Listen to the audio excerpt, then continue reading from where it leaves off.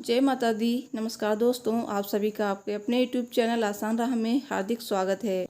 आज मैं आपके सामने प्रस्तुत कर रही हूँ दुर्गा सप्तशती पाठ अध्याय 5, 6, 7, 8।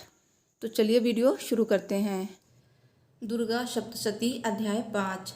देवी की स्तुति या देवी सर्वभूतेषु मंत्र के जरिए देवता किस प्रकार देवी की स्तुति करते हैं यह बताया गया है। या देवी सर्वभूतेषु मंत्र से ये पता चलता है कि देवी माँ किस प्रकार जगत के सभी प्राणियों में कई स्वरूपों में निरंतर स्थित रहती हैं, जैसे कि बुद्धि रूप में, शांति रूप में, क्षमा रूप में, दया रूप में आदि। साथ ही साथ इस अध्याय में चंड मुंड और शुंभ निशुंभ असुरों के प्रसंग की शुरुआत है। अंबिका के रूप की प्रशंसा सुनकर शुंभ का उनके पास दूध भेजना, देवी और दूध का संवाद और दूध का निराश लौटना आदि प्रसंग भी इस अध्याय में आते हैं। तो चलिए वीडियो शुरू करते हैं। दुर्गा सप्तशती अध्याय 5 प्रारंभ।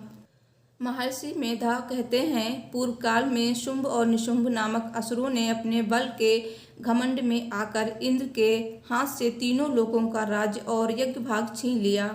वे दोनों सूर्य, चंद्रमा, कुबेर, यम और वरुण के अधिकारों का भी उपयोग करने लगे। वायु और अग्नि का कार्य भी वे ही करने लगे। उन दोनों ने सब देवताओं को अपमानित, राज्य भ्रष्ट, पराजित तथा अधिकारहीन करके स्वर्ग से निकाल दिया। उन दोनों असुरों से तिरस्कृत देवताओं ने अपराजिता देवी का स्मरण किया और सोचा, जगदम्बा ने वर दिया था कि आपत्ति काल में स्मरण करने पर मैं तुम्हारी आपत्तियों का नाश कर दूंगी। ये विचार कर देवता गिरिराज हिमालय पर गए और वहाँ भगवती विष्णु माया की स्तुति करने लगे। देवता बोले, देवी को नमस्कार है, महादेवी शिवा को सर्वदा नमस्कार है, प्रकृति एवं भद्रा को नमस्कार है। हम लोग नियम पूर्वक जगदम्बा को नमस्कार करते हैं। रौद्रा को नमस्कार है, नित्या गौरी एवं धात्री को बारंबार नमस्कार है। ज्योतिष्नामयी, चंद्र रूपिणी एवं सुख स्वरूपा देवी को सतत प्रणाम है। शरणागतों का कल्याण करने वाली वृद्धि एवं सिद्धि रूपा देवी को हम बारंबार नमस्कार करते हैं। नैरृति, राक्षसों की लक्ष्मी, राजाओं की लक्ष्मी तथा सर्वाणी शिवपत्नी स्वरूपा आप जगदम्बा को बारंबार नमस्कार है। दुर्गा, दुर्गपारा, दुर्गम संकट से पार उतारने वाली, सारा, सबकी सारभूता, सर्वकारिणी, ख्याति कृष्णा और धूम्रा देवी को सर्वदा नमस्कार है। अत्यंत सौम्य तथा अत्यंत रौद्र रूपा देवी को हम नमस्कार करते हैं। उन्हें हमारा बारंबार प्रणाम है। जगत की आधारभूता कृति देवी को बारंबार नमस्कार है। जो देवी सब प्राणियों में विष्णु माया के नाम से कही जाती हैं, उनको नमस्कार, उनको नमस्कार, उनको बारंबार नमस्कार है। जो देवी सब प्राणियों में चेतना कहलाती हैं, उनको नमस्कार, उनको नमस्कार, उनको बारंबार नमस्कार है। जो देवी सब प्राणियों में बुद्धि रूप से स्थित हैं, उनको नमस्कार, उनको नमस्कार, उनको बारंबार नमस्कार है। जो देवी सब प्राणियों में निंद्रा रूप से स्थित हैं, उनको नमस्कार, उनको नमस्कार, उनको बारंबार नमस्कार है। जो देवी सब प्राणियों में क्षुधा रूप से स्थित हैं, उनको नमस्कार, उनको नमस्कार, उनको बारंबार नमस्कार है। क्षुधा अर्थात भूख, भोजन करने की इच्छा। जो देवी सब प्राणियों में छाया रूप से स्थित हैं, उनको नमस्कार, उनको नमस्कार, उनको बारंबार नमस्कार है। जो देवी सब प्राणियों में शक्ति रूप से स्थित हैं, उनको नमस्कार, उनको नमस्कार, उनको बारंबार नमस्कार है। जो देवी सब प्राणियों में तृष्णा रूप से स्थित हैं, उनको नमस्कार, उनको नमस्कार, उनको बारंबार नमस्कार है। जो देवी सब प्राणियों में क्षमा रूप से स्थित हैं, उनको नमस्कार, उनको नमस्कार, उनको बारंबार नमस्कार है। जो देवी सब प्राणियों में जाति रूप से स्थित हैं, उनको नमस्कार, उनको नमस्कार, उनको बारंबार नमस्कार है। जाति अर्थात जन्म, सभी वस्तुओं का मूल कारण। जाति रूपेण अर्थात जो देवी सभी प्राणियों का मूल कारण है। जो देवी सब प्राणियों में लज्जा रूप से स्थित हैं, उनको नमस्कार, उनको नमस्कार, उनको बारंबार नमस्कार है। जो देवी सब प्राणियों में शांति रूप से स्थित हैं, उनको नमस्कार, उनको नमस्कार, उनको बारंबार नमस्कार है। जो देवी सब प्राणियों में श्रद्धा रूप से स्थित हैं उनको नमस्कार, उनको नमस्कार, उनको बारंबार नमस्कार है। जो देवी सब प्राणियों में कांति रूप से स्थित हैं उनको नमस्कार, उनको नमस्कार, उनको बारंबार नमस्कार है। जो देवी सभी प्राणियों में लक्ष्मी रूप से स्थित हैं उनको नमस्कार, उनको नमस्कार, उनको बारंबार नमस्कार है। जो देवी सब प्राणियों में वृत्ति रूप से स्थित हैं उनको नमस्कार, उनको नमस्कार, उनको बारंबार नमस्कार है। जो देवी सब प्राणियों में स्मृति रूप से स्थित हैं उनको नमस्कार, उनको नमस्कार, उनको बारंबार नमस्कार है। जो देवी सब प्राणियों में दया रूप से स्थित हैं उनको नमस्कार, उनको नमस्कार, उनको बारंबार नमस्कार है। जो देवी सब प्राणियों में तुष्टि रूप से स्थित हैं उनको नमस्कार, उनको नमस्कार, उनको बारंबार नमस्कार है। जो देवी सब प्राणियों में माता रूप से स्थित हैं उनको नमस्कार, उनको नमस्कार, उनको बारंबार नमस्कार है। जो देवी सब प्राणियों में भ्रांति रूप से स्थित हैं उनको नमस्कार, उनको नमस्कार, उनको बारंबार नमस्कार है। जो जीवों के इंद्रिय वर्ग की अधिष्ठात्री देवी एवं सब प्राणियों में सदा व्याप्त रहने वाली हैं उन व्याप्ति देवी को बारंबार नमस्कार है। जो देवी चैतन्य रूप से इस संपूर्ण जगत को व्याप्त करके स्थित हैं उनको नमस्कार, उनको नमस्कार, उनको बारंबार नमस्कार है। पूर्व काल में अपने अभीष्ट की प्राप्ति होने से देवताओं ने जिनकी स्तुति की तथा देवराज इंद्र ने बहुत दिनों तक जिनका ध्यान किया वो कल्याण की साधना भूता ईश्वरी हमारा कल्याण और मंगल करें तथा सारी आपत्तियों का नाश कर डालें। उद्दंड दैत्यों से सताए हुए हम सभी देवता जिन परमेश्वरी को इस समय नमस्कार करते हैं तथा जो भक्ति से विनम्र पुरुषों द्वारा स्मरण की जाने पर तत्काल ही सभी संकटों का नाश कर देती हैं, वे जगदम्बा हमारा संकट दूर करें।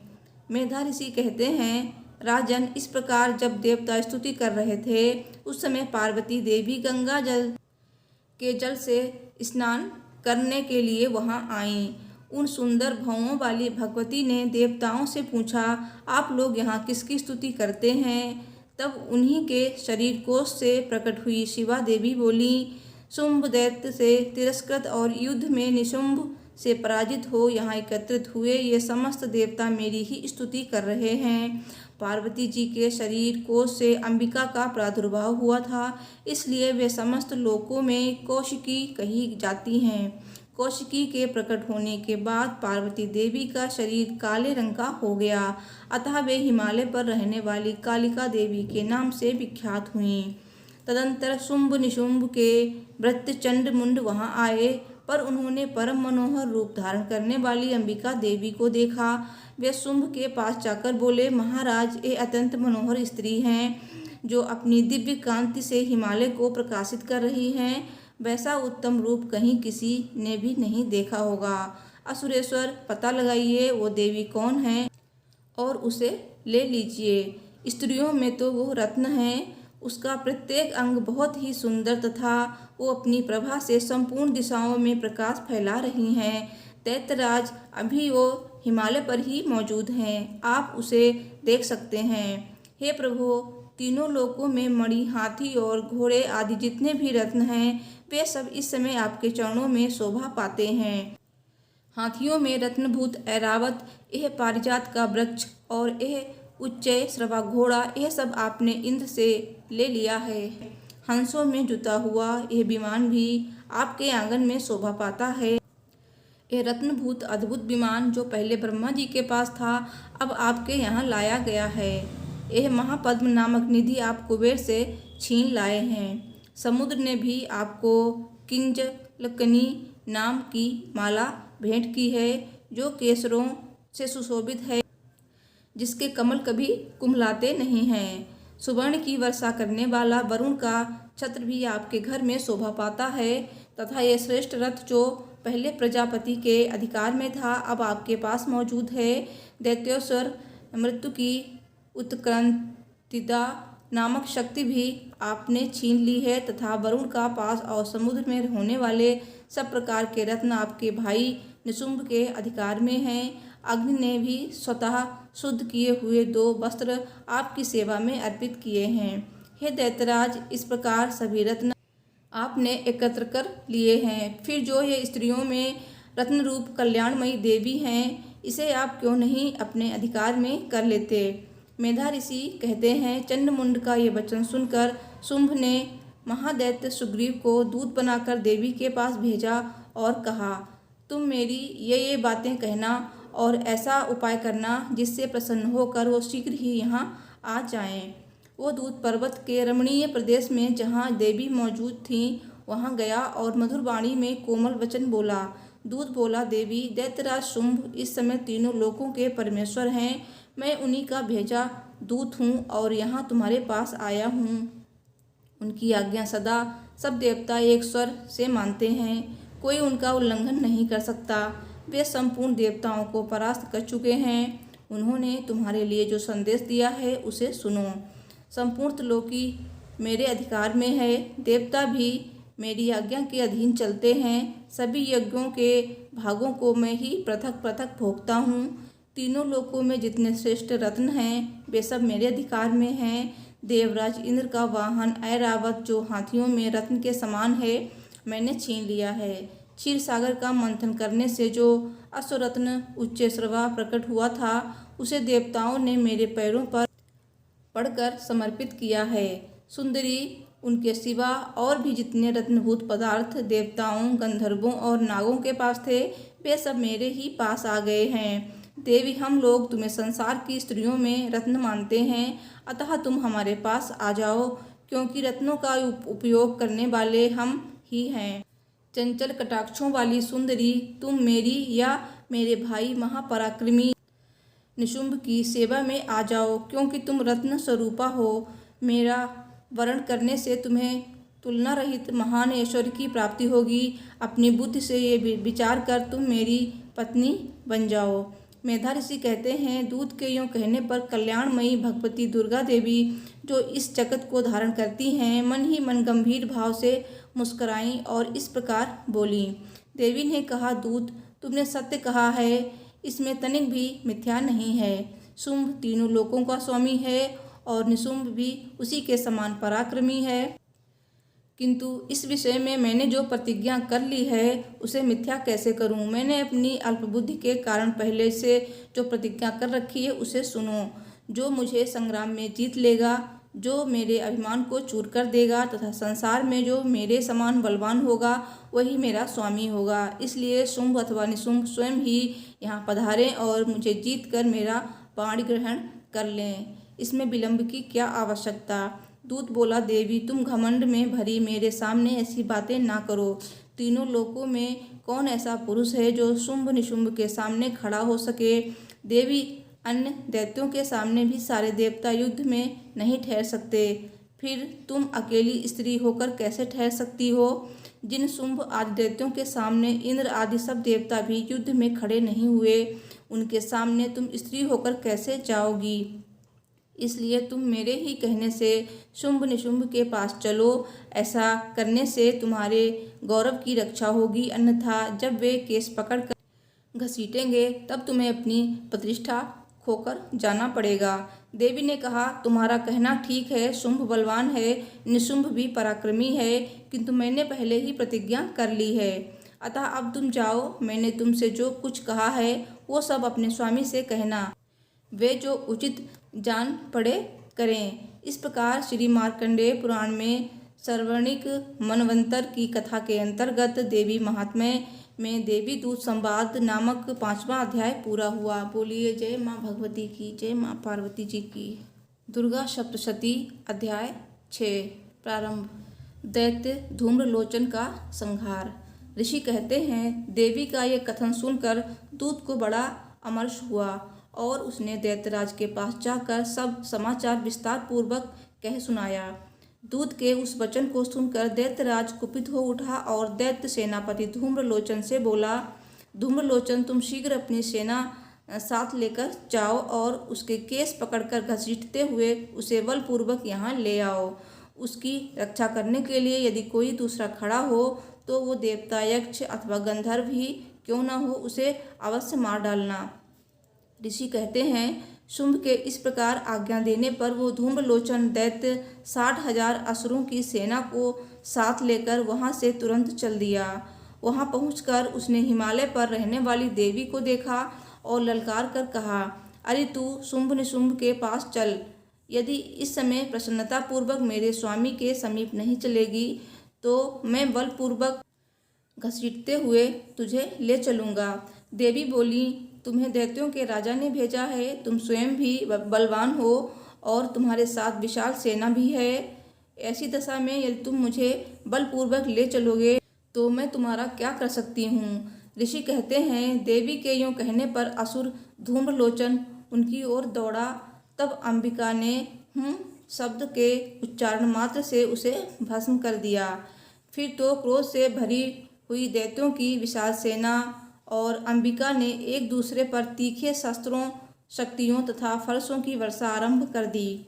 इतने में ही देवी का वाहन सिंह क्रोध में भरकर भयंकर गर्जना करके गर्दन के बालों को हिलाता हुआ असुरों की सेना में कूद पड़ा।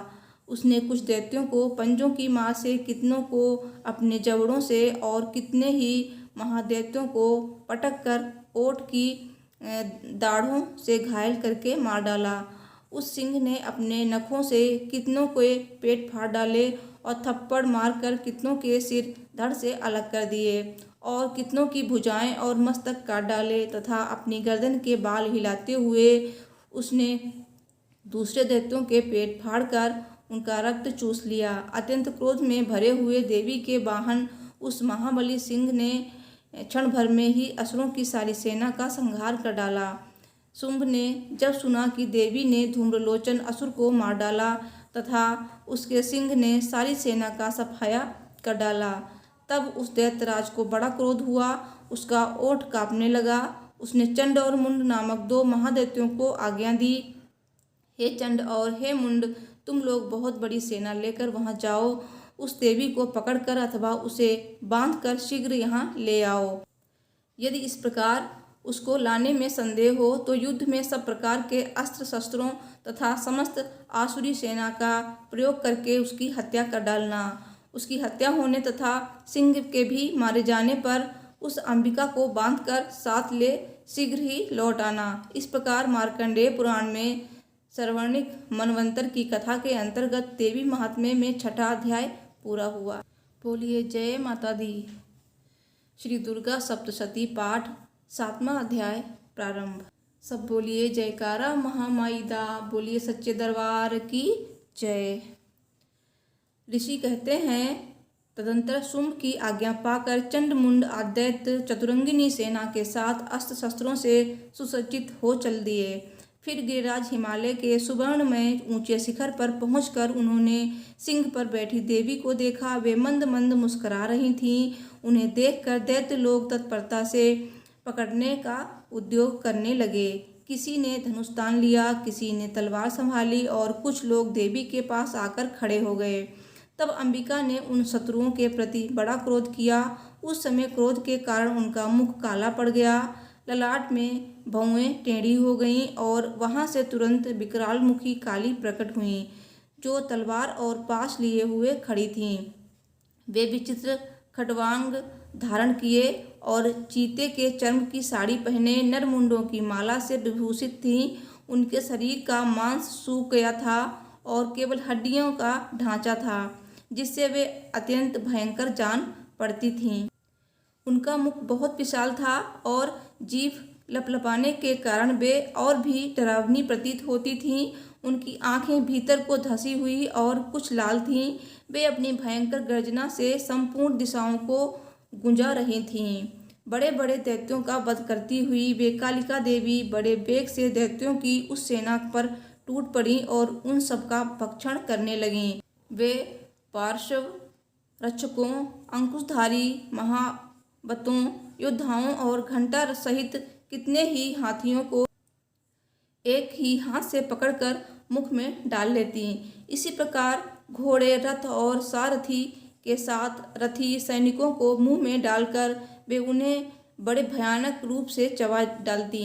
किसी के बाल पकड़ लेती, किसी का गला दबा देती, किसी को पैरों से कुचल डालती और किसी को छाती के धक्के से गिराकर मार डालती। वे असुरों के छोड़े हुए बड़े बड़े अस्त्र शस्त्र मुंह से पकड़ लेती और रोष में भरकर उनको दांतों से पीस डालती। काली ने बलवान एवं दुरात्मा दैत्यों की वो सारी सेना रौंद डाली, खा डाली और कितनों को मार भगाया। कोई तलवार के घाट उतारे गए, कोई खटवांग से पीटे गए और कितने ही असुर दांतों के अग्रभाग से कुचले जाकर मृत्यु को प्राप्त हुए। इसी प्रकार देवी ने असुरों की उस सारी सेना को क्षण भर में मार गिराया। ये देख चंड उन अत्यंत भयानक काली देवी की ओर दौड़ा।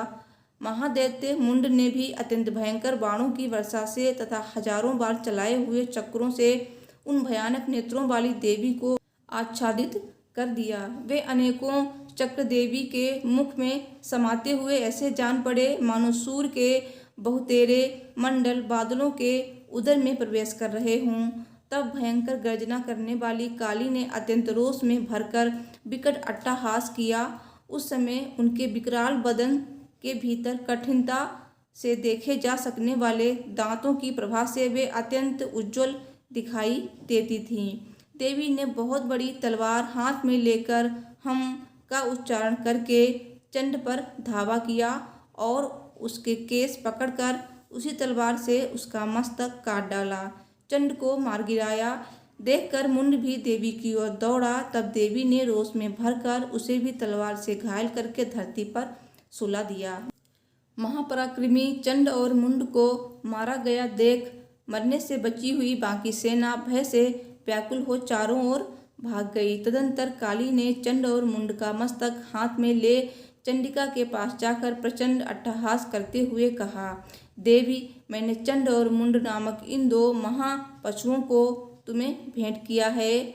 अब युद्ध में तुम शुंभ और निशुंभ का स्वयं ही वध करना। ऋषि कहते हैं, वहाँ लाए हुए उन चंड मुंड नामक महादैत्यों को देखकर कल्याणमयी चंडी ने काली से मधुर वाणी में कहा, देवी, तुम चंड और मुंड को लेकर मेरे पास आई हो, इसलिए संसार में चामुंडा के नाम से तुम्हारी ख्याति होगी। चंडिका देवी को नमस्कार है। इस प्रकार श्री मार्कंडेय पुराण में सावर्णिक मनवंतर की कथा के अंतर्गत देवी महात्म्य में चंड मुंड वध नामक 7वां अध्याय पूरा हुआ। सब बोलिए माता काली की जय। श्री दुर्गा सप्तशती 8वां अध्याय प्रारंभ। सब बोलिए जयकारा महामाई दा, बोलिए सच्चे दरबार की जय। शुंभ को चंड और मुंड के संहार का पता चलता है। मेधा ऋषि कहते हैं, चंड और मुंड नामक असुरों के मारे जाने तथा बहुत सी सेना का संहार हो जाने पर असुर राज शुंभ के मन में बड़ा क्रोध हुआ। उसने दैत्यों की पूरी सेना को युद्ध के लिए कूच करने की आज्ञा दी। शुंभ बोला, आज उदयुद्ध नामक 86 दैत्य सेनापति अपनी सेनाओं के साथ युद्ध के लिए प्रस्थान करें। कंबु नाम वाले दैत्यों के 84 सेना नायक अपनी वाहिनी से घिरे हुए यात्रा करें। 50 कोटि वीर कुल के और 100 धौम्र कुल के असुर सेनापति मेरी आज्ञा से सेना सहित कूच करें।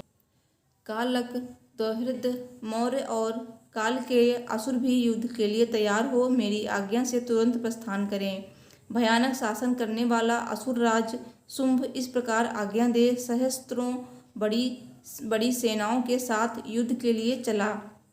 उसकी अत्यंत भयंकर सेना को आती देख चंडिका ने अपने धनुष की टंकार से पृथ्वी और आकाश के बीच का भाग गुंजा दिया। राजन, तदंतर देवी के सिंह ने भी बड़े जोर जोर से दहाड़ना आरंभ किया।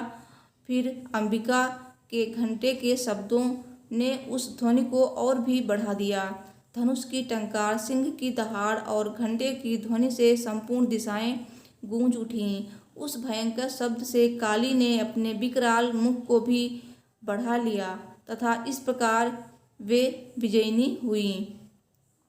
उस तुमुल नाद को सुनकर दैत्यों की सेनाओं ने चारों ओर से आकर चंडिका देवी, सिंह तथा काली देवी को क्रोधपूर्वक घेर लिया। राजन, इसी बीच में असुरों के विनाश तथा देवताओं के अभ्युदय के लिए ब्रह्मा, शिव, कार्तिकेय, विष्णु तथा इंद्र आदि देवों की शक्तियाँ जो अत्यंत पराक्रम और बल से संपन्न थीं, उनके शरीरों से निकलकर उन्हीं के रूप में चंडिका देवी के पास गईं। जिस देवता का जैसा रूप जैसी वेशभूषा और जैसा वाहन है, ठीक वैसे ही साधनों से संपन्न हो उनकी शक्ति असुरों से युद्ध करने के लिए आई। सबसे पहले हंस युक्त विमान पर बैठी हुई अक्षसूत्र और कमंडलू से सुशोभित ब्रह्मा जी की शक्ति उपस्थित हुई, जिसे ब्रह्माणी कहते हैं। महादेव की शक्ति वृषभ पर आरूढ़ हो, हाथों में त्रिशूल धारण किए, महानाग का कंकड़ पहने, मस्तक में चंद्ररेखा से विभूषित हो वहां आ पहुंची।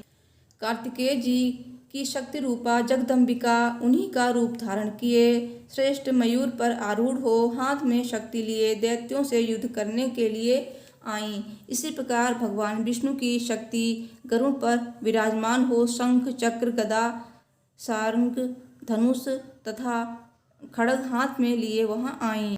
अनुपम वाराह का रूप धारण करने वाले श्री हरि की जो शक्ति हैं, वो भी वाराह शरीर धारण करके वहां उपस्थित हुई। नार सिंही शक्ति भी नरसिंह के समान शरीर धारण करके वहां आई। उसकी गर्दन के बालों के झटके से आकाश के तारे बिखर पड़ते थे। इसी प्रकार इंद्र की शक्ति वज्र हाथ में लिए गजराज ऐरावत पर बैठकर आई। उसके भी सहस्त्र नेत्र थे। इंद्र का जैसा रूप है वैसा ही उसका भी था। तदंतर उन देव शक्तियों से घिरे हुए महादेव जी ने चंडिका से कहा, मेरी प्रसन्नता के लिए तुम शीघ्र ही इन असुरों का संहार करो। तब देवी के शरीर से अत्यंत भयानक और परम उग्र चंडिका शक्ति प्रकट हुई, जो सैकड़ों गीदड़ियों की भांति आवाज करने वाली थीं। उस अपराजिता देवी ने धूमिल जटा वाले महादेव जी से कहा, भगवान आप शुंभ निशुंभ के पास दूत बनकर जाइए और उन अत्यंत गर्वीले दानव शुंभ और निशुंभ दोनों से कहिए, साथ ही उनके अतिरिक्त भी जो दानव युद्ध के लिए वहां उपस्थित हों उनको भी ये संदेश दीजिए, दैत्यों यदि तुम जीवित रहना चाहते हो तो पाताल को लौट जाओ, इंद्र को त्रिलोकी का राज्य मिल जाए और देवता यज्ञ भाग का उपभोग करें। यदि बल के घमंड में आकर तुम युद्ध की अभिलाषा रखते हो तो आओ, मेरी शिवाएं योगिनियां तुम्हारे कच्चे मांस से तृप्त हों। चूंकि उस देवी ने भगवान शिव को दूत के कार्य में नियुक्त किया था, इसलिए वो शिवदूती के नाम से संसार में प्रसिद्ध हुई। वे दैत्य भी भगवान शिव के मुख से देवी के वचन सुनकर क्रोध में भर गए और जहाँ कात्यायनी विराजमान थीं उस ओर बढ़े। तदंतर वे दैत्य पहले ही देवी के ऊपर बाण शक्ति और रिष्टि आदि अस्त्रों की वृष्टि करने लगे। तब देवी ने भी खेल खेल में ही धनुष की टंकार की और उससे छोड़े हुए बड़े बड़े बाणों द्वारा दैत्यों के चलाए हुए बाण शूल शक्ति और फरसों को काट डाला।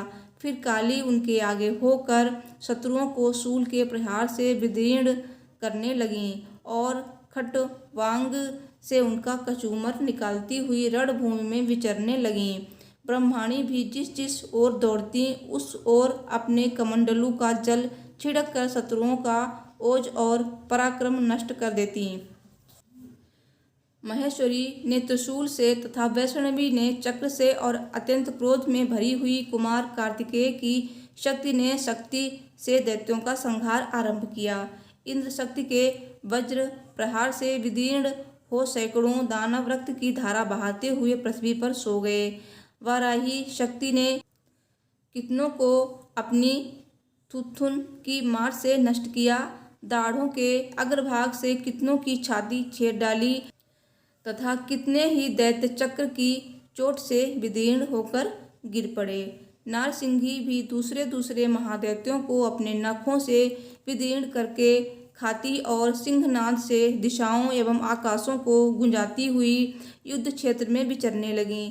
कितने ही असुर शिवदूती के प्रचंड अट्टहास से भयभीत हो पृथ्वी पर गिर पड़े और गिरने पर उन्हें शिवदूती ने अपना ग्रास बना लिया।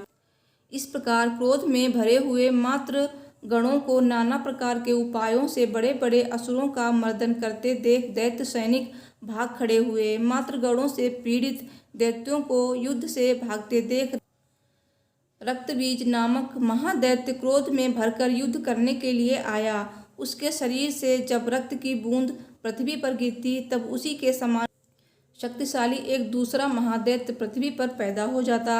महाअसुर रक्तबीज हाथ में गदा लेकर इंद्र शक्ति के साथ युद्ध करने लगा। तब इंद्री ने अपने वज्र से रक्तबीज को मारा।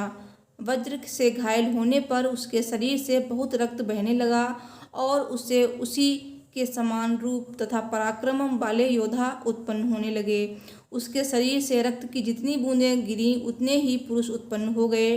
वे सब रक्तबीज के समान ही वीरवान, बलवान तथा पराक्रमी थे। वे रक्त से उत्पन्न होने वाले पुरुष भी भयंकर अस्त्र शस्त्रों का प्रहार करते हुए वहां मातृगणों के साथ घोर युद्ध करने लगे। पुनः वज्र के प्रहार से जब उसका मस्तक घायल हुआ तब रक्त बहने लगा और उससे हजारों पुरुष उत्पन्न हो गए। वैष्णवी ने युद्ध में रक्तबीज पर चक्र का प्रहार किया तथा इंद्री ने उस दैत्य सेनापति को गदा से चोट पहुंचाई। वैष्णवी के चक्र से घायल होने पर उसके शरीर से जो रक्त बहा और उससे जो उसी के बराबर आकार वाले सहस्त्रों महादैत्य प्रकट हुए, उनके द्वारा संपूर्ण जगत व्याप्त हो गया।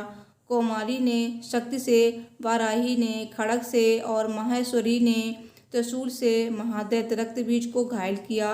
क्रोध में भरे हुए रक्तबीज ने भी गदा से सभी मात्र शक्तियों पर पृथक पृथक प्रहार किया।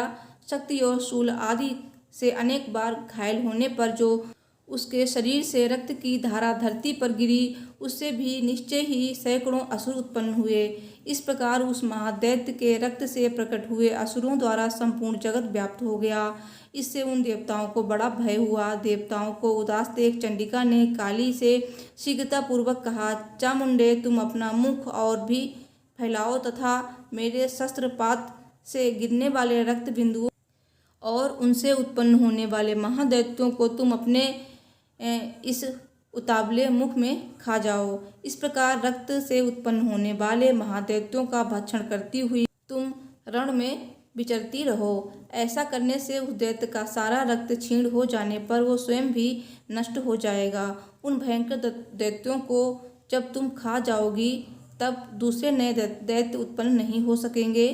काली से यूं कहकर चंडिका देवी ने शूल से रक्तबीज को मारा और काली ने अपने मुख में उसका रक्त ले लिया। तब उसने वहां चंडिका पर गदा से प्रहार किया, किंतु उस गदापात ने देवी को तनिक भी वेदना नहीं पहुंचाई। रक्तबीज के घायल शरीर से बहुत सा रक्त गिरा, किंतु ज्यों ही वो गिरा त्यों ही चामुंडा ने उसे अपने मुख में ले लिया। रक्त गिरने से काली के मुख में जो महादैत्य पैदा हुए उन्हें भी वो चट कर गईं और उसने रक्तबीज का रक्त भी पी लिया। तदंतर देवी ने रक्तबीज को, जिसका रक्त चामुंडा ने भी पी लिया था, वज्र, बाण, खड्ग तथा रिष्टि आदि से मार डाला। राजन, इस प्रकार शास्त्रों के समुदाय से आहत और रक्तहीन हुआ महादैत्य रक्तबीज पृथ्वी पर गिर पड़ा। नरेश्वर, इससे देवताओं को अनुपम हर्ष की प्राप्ति हुई और मातृगण उन असुरों के रक्तपान के मत से उद्यत सा होकर नृत्य करने लगे। इस प्रकार श्री मार्कंडेय पुराण में सर्वणिक मनवंतर की कथा के अंतर्गत देवी महात्म्य में रक्तबीज वध नामक 8वां अध्याय समाप्त हुआ। सब बोलिए माता दुर्गा की जय। दोस्तों, मुझे उम्मीद है वीडियो पसंद आई होगी, तो प्लीज़ वीडियो को लाइक शेयर कीजिए और मेरे चैनल को भी सब्सक्राइब कीजिए। Thanks for watching. हर हर महादेव। जय माता दी।